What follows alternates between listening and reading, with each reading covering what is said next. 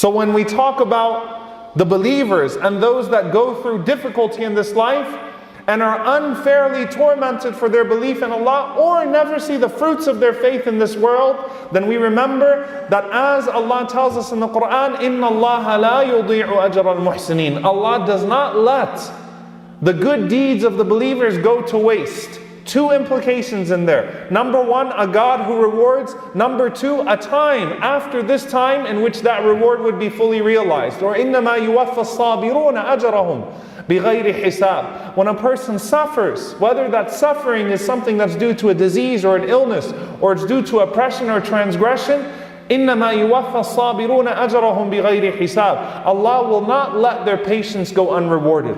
Allah will reward their patience in ways that cannot be quantified. But then what about on the other side, those that transgress and the oppressors?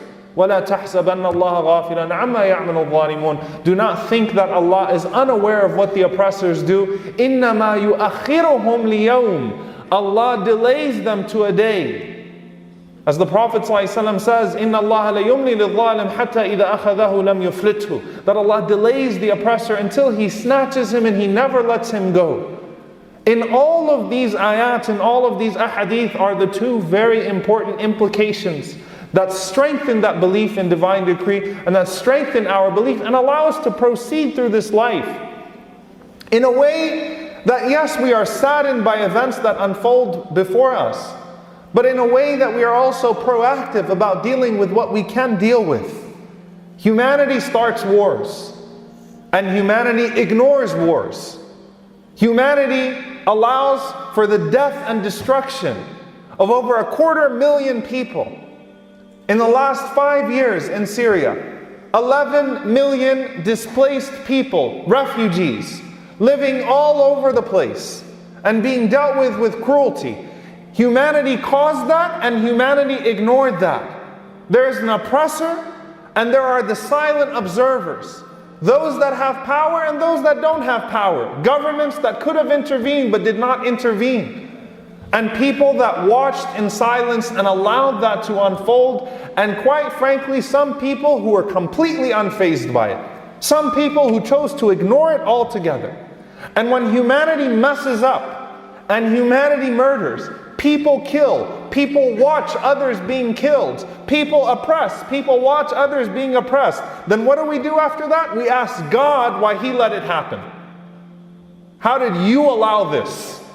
After we messed it all up, we turn towards Allah subhanahu wa ta'ala with our complaints. So on one hand, we want the free will to be able to reject God, to reject His orders, to reject His revelation, to reject His legislation, to live free without any restrictions. We reject when He calls us to charity and generosity and benevolence and mercy, and to take care of the poor and the vulnerable amongst us. But then at the same time, while we're rejecting God and we want to be free, we also want God to not let us be too free. We want Him to referee us. And we want Him to stop us when our free will gets us out of hand. Isn't that hypocrisy? Isn't that a double standard? Oh Allah, don't force us to do good, but when we mess up too bad, force us to stop being evil, to turn it back towards Him after we try to demand our freedom of choice. So if God stopped evil, and if God did not give us the ability to do wrong, we know that Allah doesn't force us to do wrong. That's a batil creed, that's a false creed. As false as the creed that says Allah doesn't know what's going to happen tomorrow. We know Allah doesn't force us to do wrong. But if God stopped evil, then we wouldn't have free will. Then we wouldn't have choices. Then that would defeat the purpose of the entire human enterprise. Then we might as well be angels or robots. Either God forces us to worship Him, and it's, we have no desires, we have no inclinations, or we're robots, just like a doll or something you push the button of love. It's not real love, even though the doll keeps saying I love you to the child. It's a doll, it's robotic, it's not real. So on one hand, do we want God to stop us?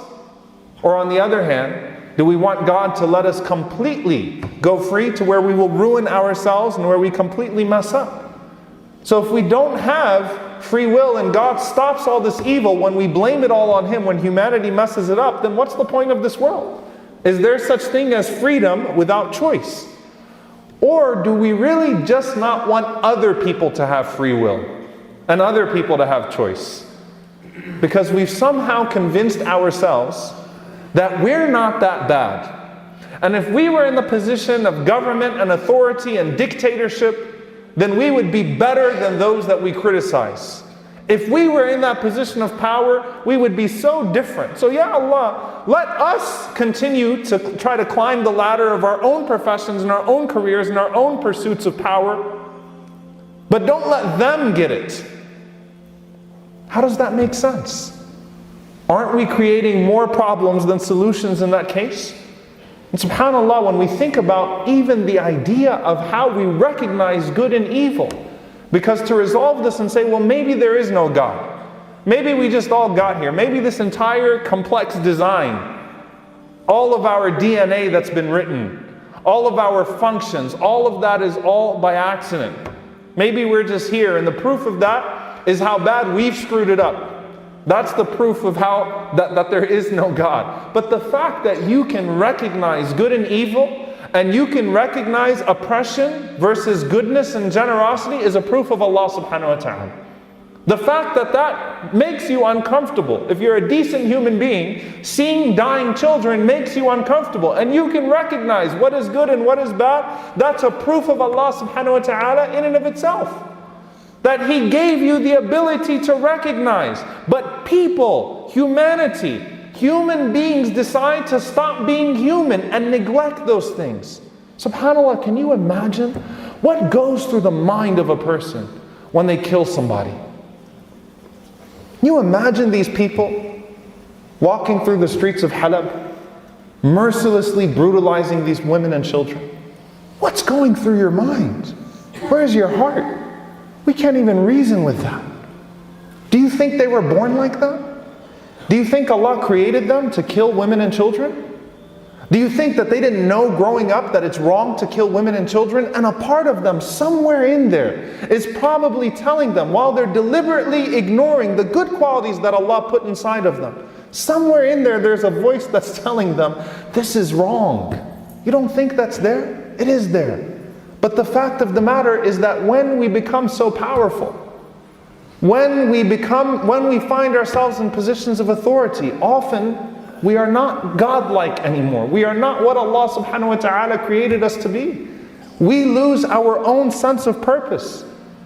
And all of those questions about evil and hardship and pain, and why does this happen, and why does that happen, the vast majority of it can directly be traced back to what humanity does wrong.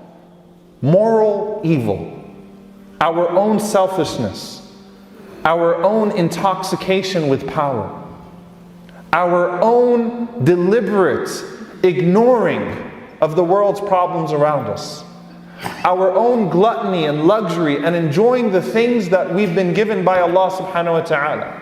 Let's face it, poverty doesn't bother you that much until you're in poverty, until you start to feel the pinch. Hunger doesn't bother you that much until other people, or until you feel some hunger.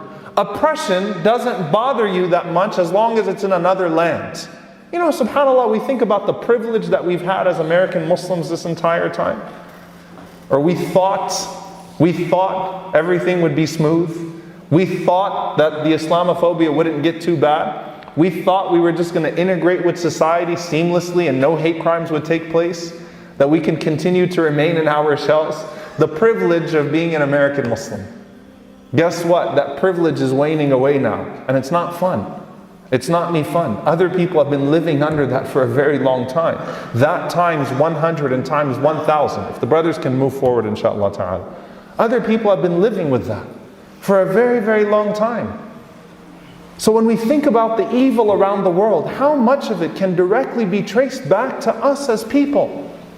There is enough food in the world for every single member of the human race to have a 3,000 calorie diet. But we don't care about that until we ourselves feel the pinch of that hunger. And then you talk about the other evil.